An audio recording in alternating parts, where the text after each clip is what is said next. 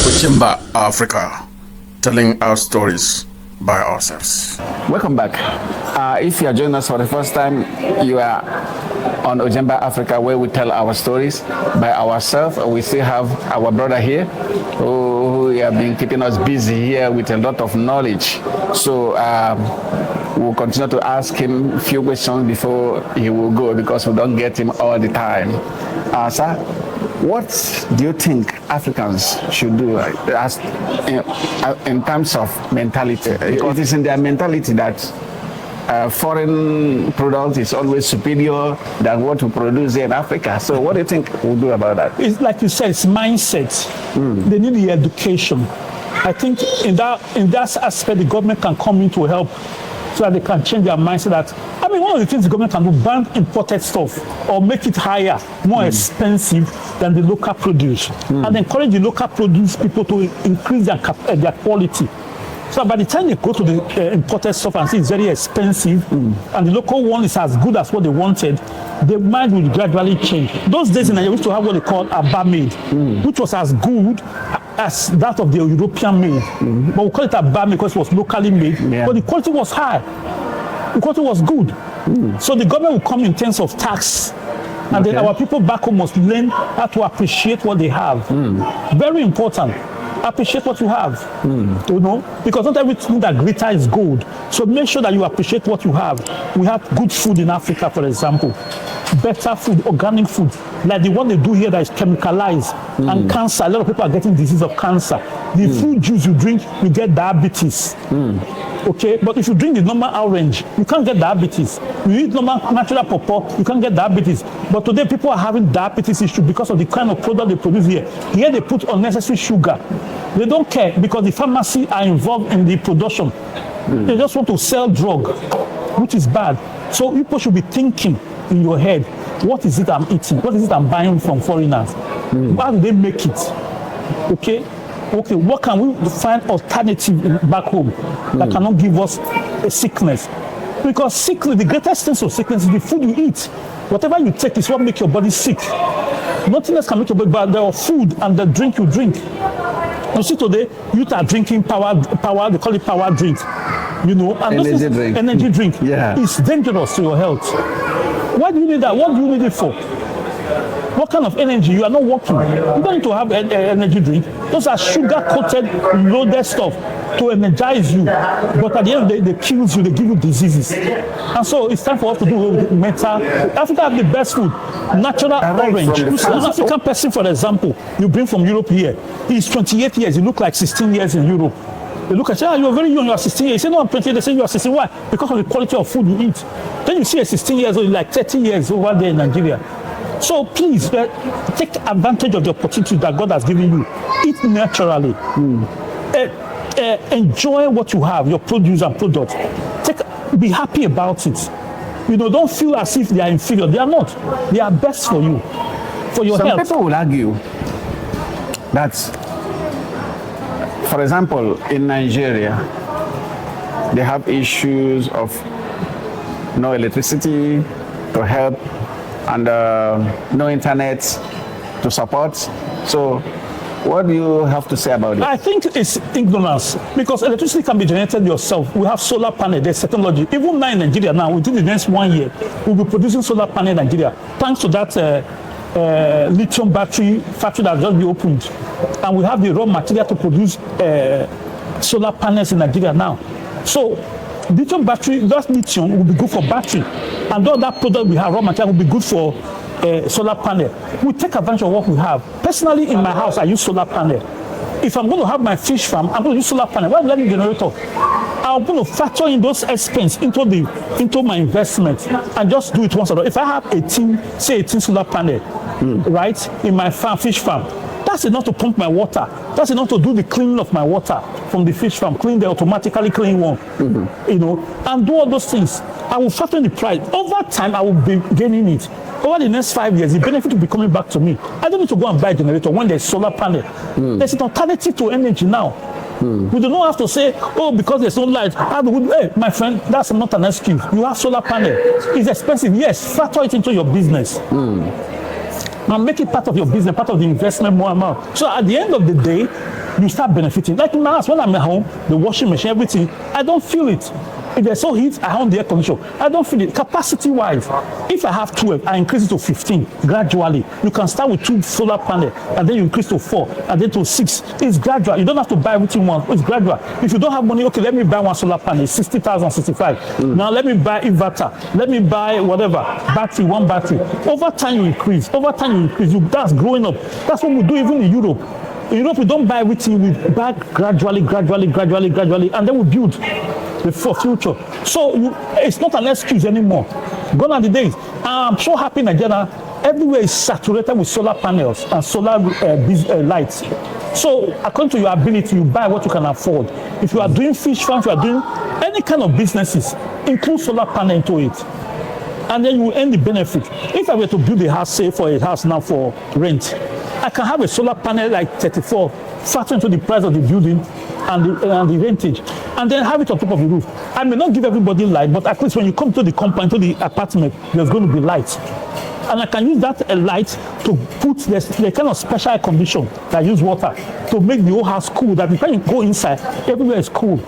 If the neighbors want to, the tenants want to charge their phone, they can use the solar light to charge because it's on the roof. It's not meant for everybody, but at least to the capacity. That's something. Over time, things will begin to change. Africa is never going to be stagnant. I can remember vividly. Africa of 15 years ago is not the same Africa of now. Things are changing. Things are going to change. Nothing remains stagnant for life.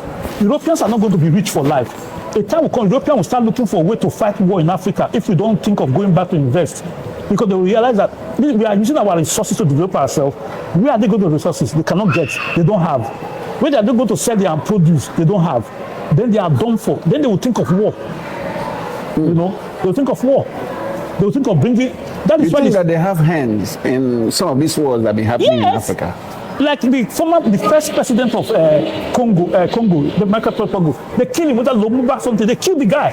CIA and Belgium, all of them, they connived because then they brought the other guy who was a dictator, a military dictator, and they brought him in. And that guy ruined that country.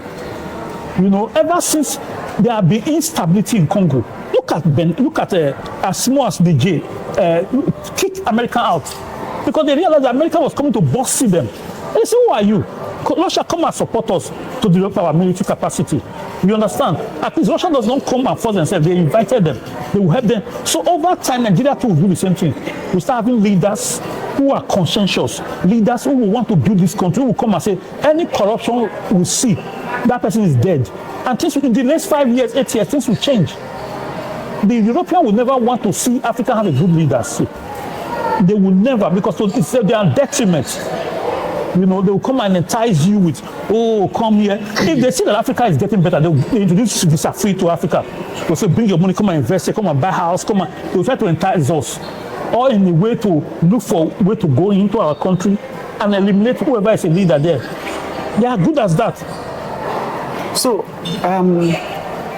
if, for example, in this island, they don't have border issue with their northern part. No. They have, you won't even know. Yes. When you cross, even though this part is in EU, the other part is in UK. Yet, they were able to manage their borderline. Yes.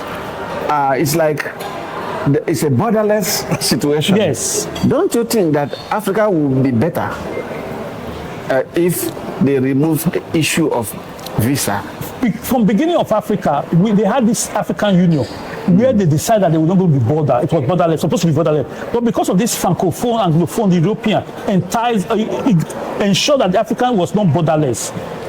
The idea of ECOWAS, where there's borderless now, was the same idea they had for African Union. It's the best form, so that I can bring my money and go to Botswana and invest. I can go to Namibia and invest. I can go to Ghana and invest. You know, all those countries and where I see opportunities. That's what Africa needs. We don't need borders. We can use the same passport that we use for ECOWAS, Nigeria, West Africa Community Passport, Nigeria. They can be African Union passport issued in Nigeria, African Union passport issued in Ghana, issued in Botswana. So we can become borderless. And in the process, we are the same people. Some people were arguing They said if you declare Africa visa free to Africans, that is borderless Africa that we're talking about. Some countries are going to flood the other country. But I told them, I said, we already have borderless Africa in West Africa. Exactly. And nobody's flooding anybody. Even in East Africa, they have. So if we try and it works in West Africa, why can't we do it all over Africa? All over Africa. It's the fear of the colonial master. They are the one doing the fear. They are the one instigating leaders. Don't do this, don't do that. Hey, we see how Poland came to England, came to other country, but they didn't flood anywhere. You know? So we exchange ideas as fellow Africans. We exchange knowledge in the course of our coming together, and we help each other out. You know, all fingers are not equal. So definitely, I'm going to come to set. In the process, we exchange ideas and exchange technology, exchange what we have, we give, what they have, they give to us, and that's how it is. There's something like flooding. It doesn't happen because East Africa they are coming together. East Africa, Kenya, and Uganda, they go along with each other, they pass like nothing. West Africa, which is the biggest in Africa, we go around, and like that, nothing happens. You know, when we go to the other place, we give them our knowledge and information. They too will be blessed. So it's a good idea that will help Africa develop quickly. Wow. You have heard it. If you love this interview, kindly subscribe to the channel, share this video. Let this channel become a voice for Africa and Africans in diaspora. So if you have not subscribed, please do subscribe. Turn on the notification button so that anytime we upload a new video, you will be notified. And if you are one of our returning subscribers, thank you so much. Thank you so much for always coming back to watch our videos. Mr. Kingsley, we thank you so much for your time. Sir, a pleasure. I know that my viewers, they will enjoy this video, and certainly they are going to ask more questions. So I believe and we hope that anytime we call on you, we are you available. will be our guest. Yes. Thank you so much. Yeah. And finally, I want to speak to those in diaspora, those in Europe and America. Think of Africa investment. Don't go and waste your years, and after 25, 30 years, you cannot, when you are old, you cannot go to Africa because you have nothing to benefit there. Your future is in Africa, never in Europe, no matter what. Thank you very much. You have heard it from him. Think of Africa. In the next 10, 20 years, Africa will take over. Believe me, we have what it takes. We have what it takes to take over. And once again, borderless Africa is possible. All Africa must come together. Ojemba Africa, telling our stories by ourselves.